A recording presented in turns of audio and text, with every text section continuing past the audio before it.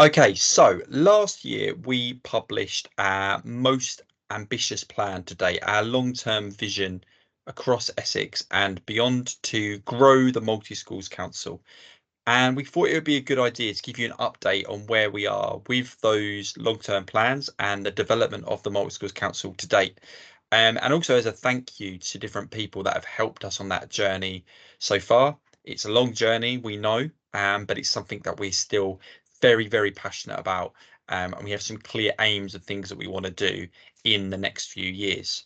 So I'm going to talk you through the PowerPoint again, like you saw last year, to make sure I give an update on each of those slides.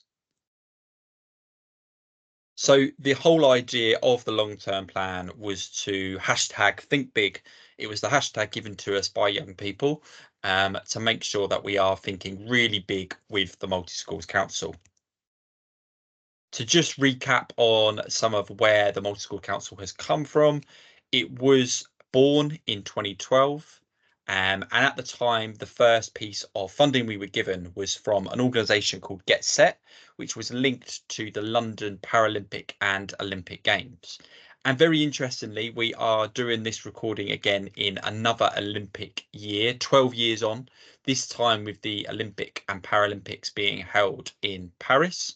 And just next week, to record in this video, we have our Invincible Games, which will include 19 of the special schools across Essex, competing in a range of events. And we have the Education Committee from London coming, hopefully, to that event to see the legacy, really, of what's been created since 2012. There's obviously been a big transition in those last 12 years. And as we go through this PowerPoint, you'll kind of see the transition. We now have over 150 young ambassadors who are really clear about the things that we should be doing to make sure that we are challenging more negative perceptions towards young people with SEN. So, reaching Parliament is an interesting update to give you straight away. So, we have tried to make contact in a number of ways to find out where we are with the right support, right place, right time in terms of the green paper that was produced to improve SEND provision across the country. Now, from what we know, and talking really honestly and openly, is that progress on that has been very, very slow, and it is not working at the pace that most of our young people or families tell us that it needs to happen. Again, during this recording, we're speaking in a time where there potentially could be a change in government. There is going to be a general election. So in terms of those plans, we are aware that they may change. But trust us when I say that our young people and us will not allow a change in government potentially to stop the need for an improved link to our work and what is being developed nationally to improve SEND education. So we will be absolutely chomping at the bit to create those links that are needed with whatever government that may be to really try and continue to push this agenda. People will make their own decisions in terms of who they think could do that best, but we know education is going to play a key role in terms of the election, and we need to ensure that young people have a voice within that. We have, since last year, had meetings with different MPs, both through our workers, but also through some of the young people who have met with MPs. And so we're starting to make those links to try and have more of a constructive way of reaching Parliament, as you saw as one of the priorities from young people. In terms of growing our model, we want to obviously, as it says on here, move away from just national organisations dipping into local areas. What we really need to do is embed models like the Multi-School Council within areas. So it's all about relationship and connects voices to local systems, which can then be taken higher up. One thing that we have done since last year is we have created a regional forum called Voices of the East, which if you follow our social media pages, you would have heard about. So we have already started to achieve part of that long-term vision in creating a regional forum. What we now need to work towards is that pathway towards a national forum. And I will give some updates on where we are with those regional developments linking into that national space eventually as well. So, some exciting news and some breaking news as part of putting this recording together. From September 2024, we do have at least 2 other local authorities in addition to Essex who will be growing and starting a multi-schools council model. This is brilliant news, and this is a great starting point. It will be done individually through their local area connections, but will still be linking back into the Multi-Schools Council and as part of Voices of the East. However, what we want to then work towards is central funding from the Department for Education to make sure that every local authority can start to have a multi-schools council. So within that year of this plan being published, we are really pleased that we are going to have people who are going to be working to the multi-schools council agenda within local areas. But it is just a starting point, and we hope that within another 12 months, we'll be able to talk in a much more established way about how those models have evolved. Obviously, then the ambition is to take this beyond England, and that is something that we will still be working towards in this long-term vision. Medical needs. So to give you an update on where we are with that. So we now have our rare syndrome ambassador group, which again is something that's been developed over the last year in a much more established way. But what we are currently working on is what is it that is going to be the direction of those rare ambassador syndromes group, and think about how we can then take that into schools and work with local teams initially to start to do that. So that is very much something that is in progress, but there is nothing tangible from that yet. But again, we hope that within 12 months there could be a lot more that we could talk about on that page.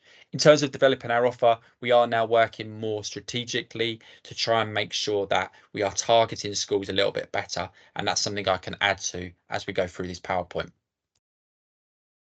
So funding the future model, I've already kind of touched on. So we were able to get funding for a regional forum through Voices of the East, and that was through the East of England SEND network.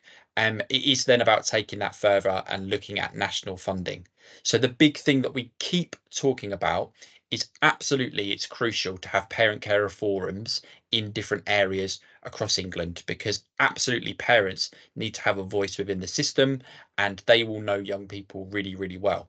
However, if we are doing that for parent carer forums, then we need to replicate that with young people. And that's going to be something that you keep hearing us shout about until it happens. We believe it will happen because we can't understand why we would do it for parents and not for young people. That funding could then be used to start to roll out the future model of the Multi-Schools Council alongside other initiatives that are there to try and help improve the national picture of SEND education. It is also about making sure we combine education and health teams. Our work definitely stretches across both education and health.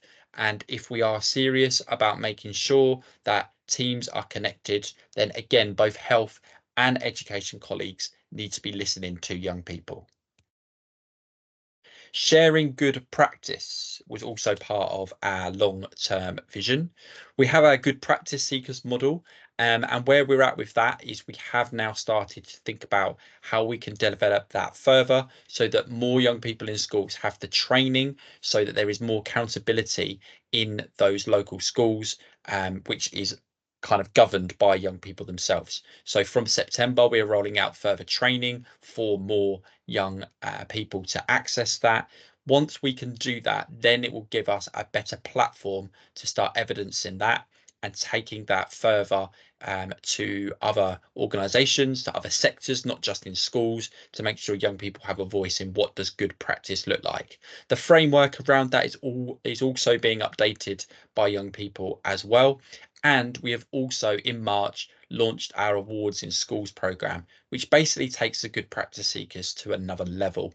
That has already had some success in terms of a number of schools already achieving bronze, one school very close to achieving silver, and we hope by the end of 2024, moving into 2025, there'll be a number of schools who will have at least got to silver and potentially on to gold as well. Again, this will take time to embed, which is why this is a 5-year plan in terms of the long-term vision, but it's something then once we get into other local authorities can start to be rolled out further and get some national accreditation. The awards program really links into that statement on the screen. We can't keep building more SEND schools. We always need them, but we also need more inclusive mainstream systems.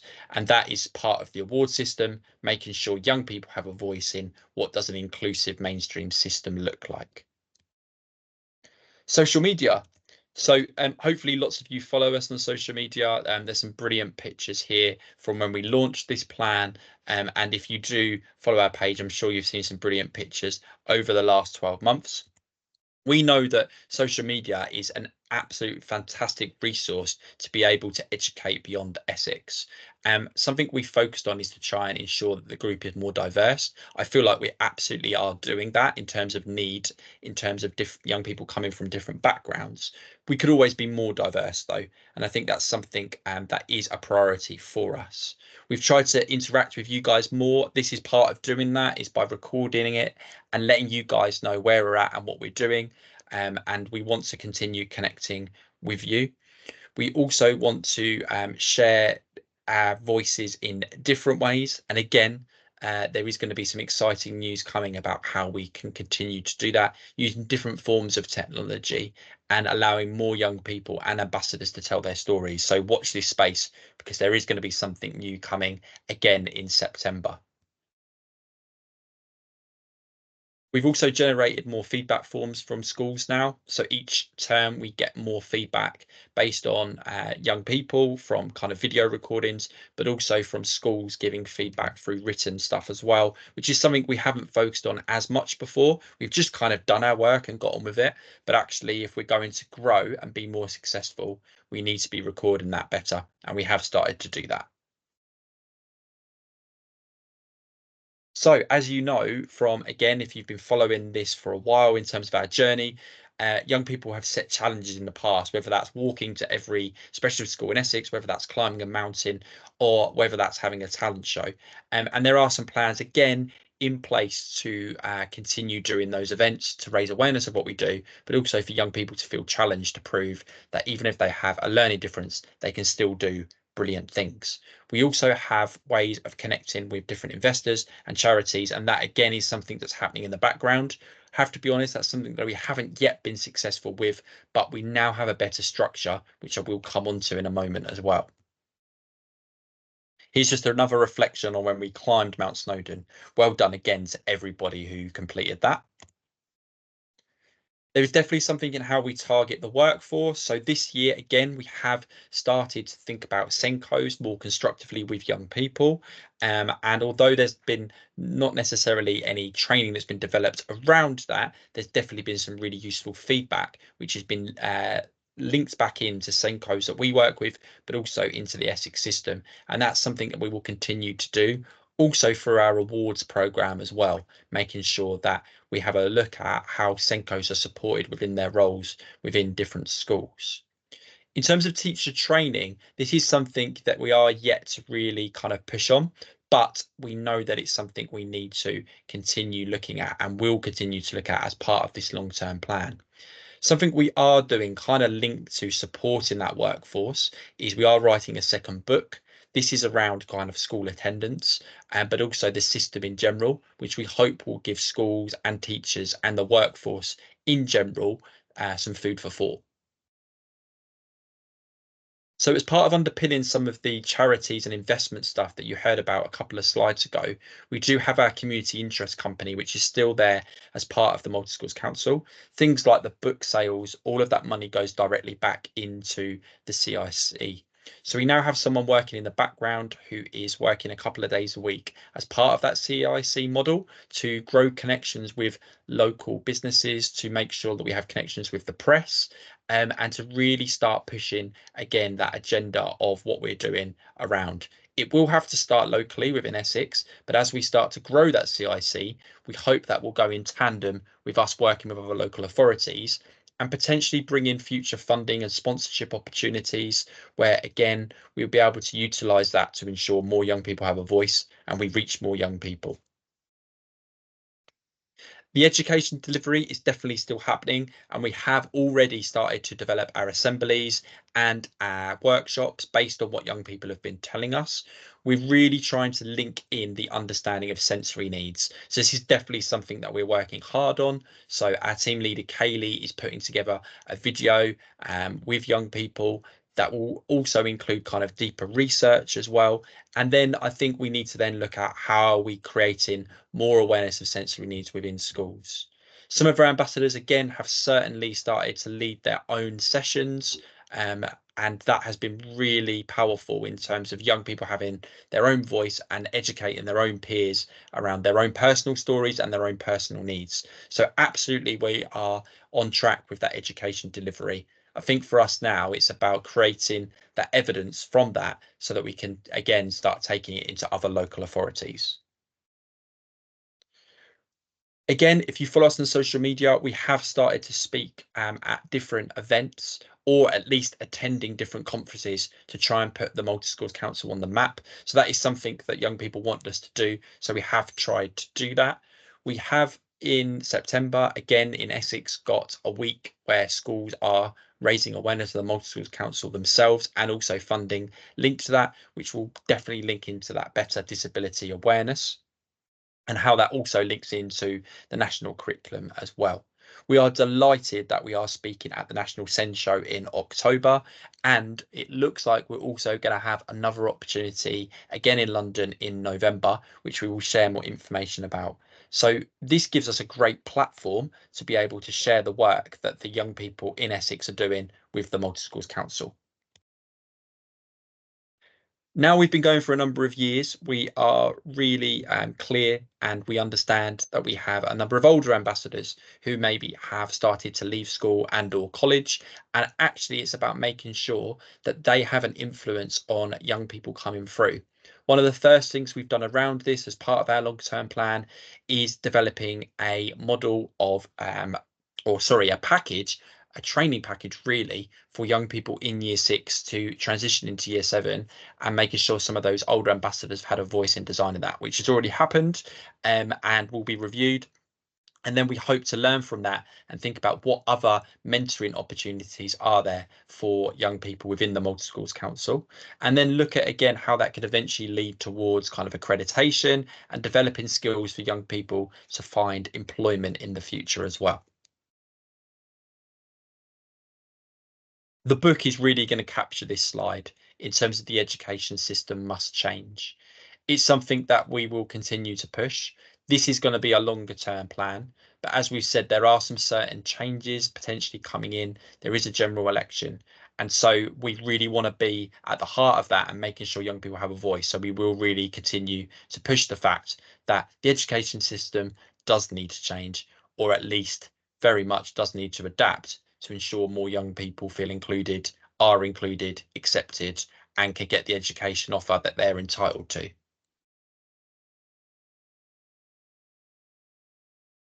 So that's where we're at. I hope it's been a useful update. As we've said before, we really want to ensure we keep connecting with all of you guys who support the Multi Schools Council. Thank you for everything you're doing. If you have any questions in relation to our long-term plan, if there's anything you feel you can do to help or support us, get in touch at mschoolscouncil@gmail.com. Thank you if you've watched this, and yes, continue shouting about what we do.